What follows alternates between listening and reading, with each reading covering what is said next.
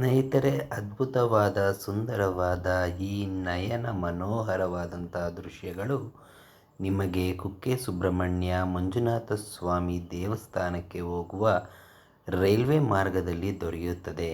ಆಹಾ, ಎಂಥ ಅದ್ಭುತವಾದ ಸೌಂದರ್ಯ ಇದು!